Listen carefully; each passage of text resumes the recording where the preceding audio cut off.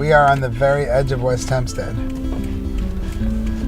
We are now, as I turn, we're crossing through the looking glass.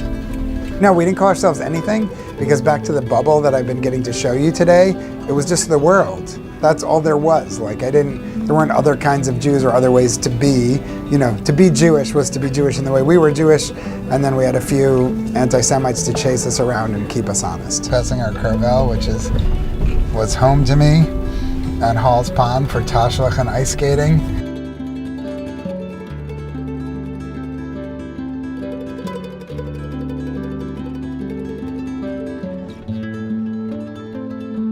Moments of tension in my life as a boy wearing a yarmulke, growing up in a certain place that definitely shaped me. You know, those sort of like swastika on the shul sign, chase home from school, fight kind of things that really, especially one period of real tension where, you know, we were kind of having a little running sort of war with the anti-Semites. That was, I wrote a story about it called How We Avenged the Blooms.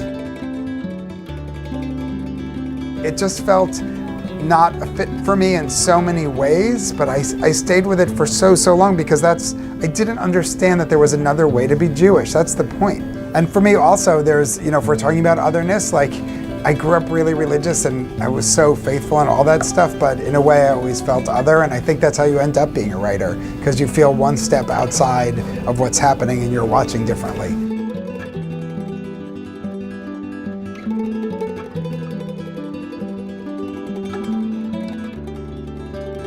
Again, and without being silly, like every character, every setting, every food, every thought, the weather in my books is Jewish.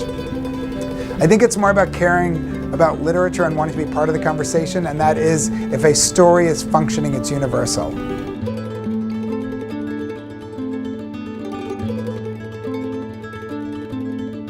Part of how I got to Kaddish.com toward the new novel is I'm so secular, but everyone's kind of like, they think almost like, you know, people who are easily radicalized. Like my wife is terrified she's gonna come home and find me like in a black hat and payas and koshering the kitchen. Like everyone knows, all my friends and family, they know at any moment, if I left one way, if I made a radical change in one direction, how far is it to flip back the other way? And I think that was really, really one of the, you know, trigger ideas to this book, where I was like, I flipped one way, like why in the world shouldn't somebody flip the other? And I thought, what would it take to, you know, tip someone back the other way? Part of having a readership, which I really appreciate, like, is that pretty much everything I've dreamed, like anything I could dream, no matter how far afield or wild or crazy, people come up to me at events and are like, that's me.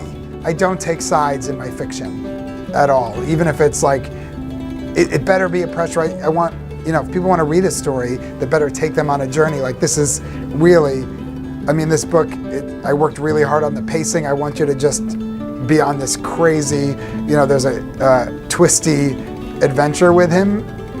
But yes, I am not taking sides, I am exploring. So it better be done with love and an even hand, I think so.